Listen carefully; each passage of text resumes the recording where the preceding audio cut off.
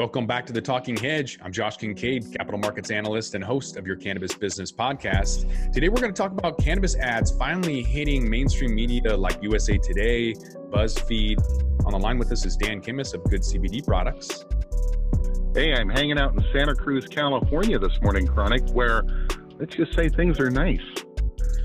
Weedmaps is based in California. They let off 50% of their staff. Most of those were marketing, advertising due to the slow rollouts. MedMen just laid off some folks. Dope Magazine just had their entire Seattle staff laid off by High Times.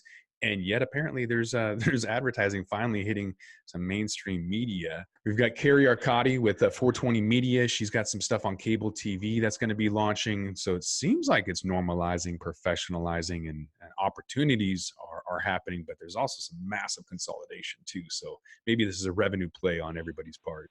Yeah, I was talking to Carrie yesterday, and we were yakking a little bit about some of the things she's got going on. You know, she's a mover, Chronic. She knows what she's doing. She was down there for High Times, 50 women of weed, and covering that to some degree, I think. And did you get some opportunities to meet some of those ladies? Oh, yeah. I got a chance to hang a little bit. And then that was all over at Lowell's Cafe, which was, really fun. Everybody getting high while hanging out and having top-notch chow at the only real cannabis cafe, west of the Mississippi, at least. Moe's or Lowell's? What's the difference? Who's better? Well, they're different experiences, but I'd have to go with Lowell's. It's again, 5-star restaurant where you're hanging out, you're having some top-notch chow, and you're getting a chance to burn. Moe's is more of a on-site consumption space. Again, an apple and an orange, but I would take the apple. Did you see advertising on billboards on your way down from Washington to California? And do they have digital screens inside these places? Do they have advertisement opportunities for vendors, producer processors to come in? What's the story? Right. Well, so for instance, yesterday when I was in Castroville, okay, I saw they had Enlightened mounted, right? So that's the former Iconic crew. Right? This kind of thing. In Lowell's, no digital advertising. Inside Mo Green's, a little bit of advertising space. Inside the lounge, though, mainly Mo's advertising Mo's. And then here in the stores, it's been pretty much mixed. I've seen everything from, again, Enlightened and some rolling outside the store advertising, those kinds of things, through some obviously dedicated efforts from people inside the different stores.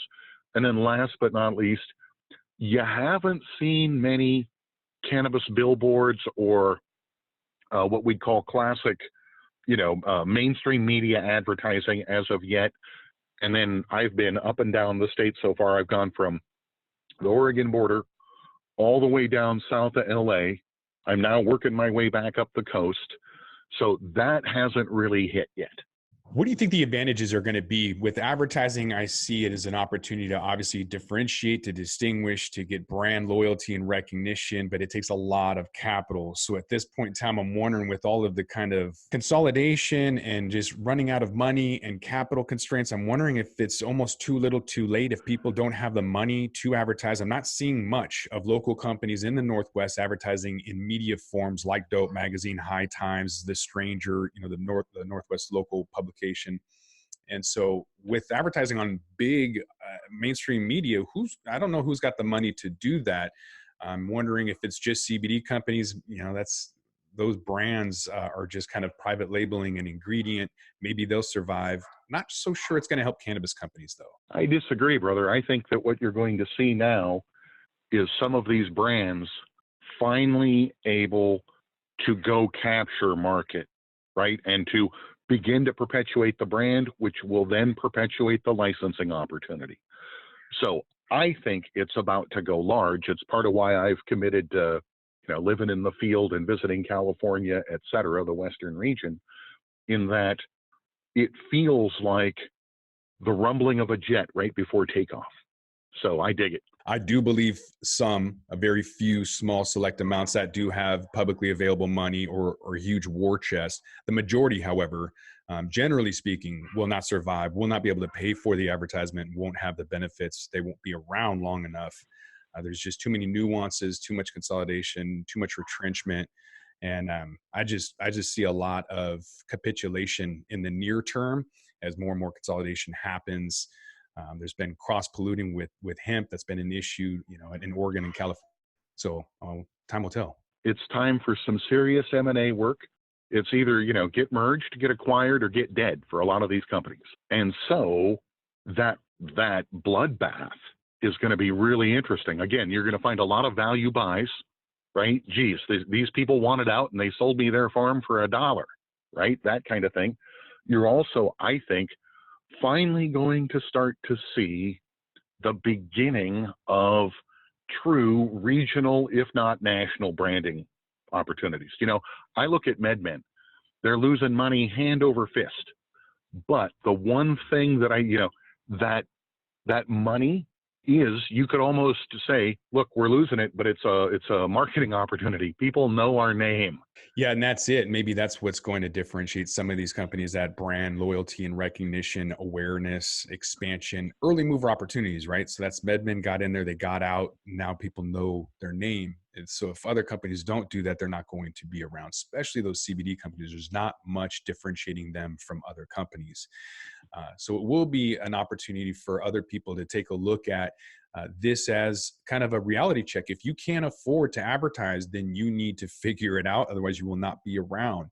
Look at vertical integration, merging with other companies, looking at an exit strategy, buyout opportunities. Because now is the time. If you can't afford to advertise, you're done. You're out of the game. Forget about it.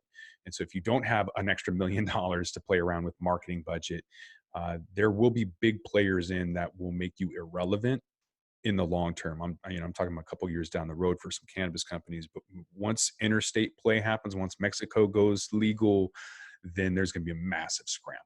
You got to get mad. You got to get merged. You got to get acquired, or you're going to get dead. With that, we're going to roll this one up. I'm Josh Kincaid. By the way, if you enjoy the content, please show your support with the cushy gesture of $4.20 a month on the Talking Hedges Patreon page. This will kind of help me spread the word. I've been asked to speak all over the world, from Toronto and Colombia, Spain, Miami, all over, Tokyo. But your support's important to me. I haven't monetized the podcast. I want to be as authentic and transparent as possible. I want to avoid conflicts of interest or even the perception of paid opinions. So don't forget to like, share, and subscribe, or pay me on the Talking Hedges Patreon page, or don't, and I'm out.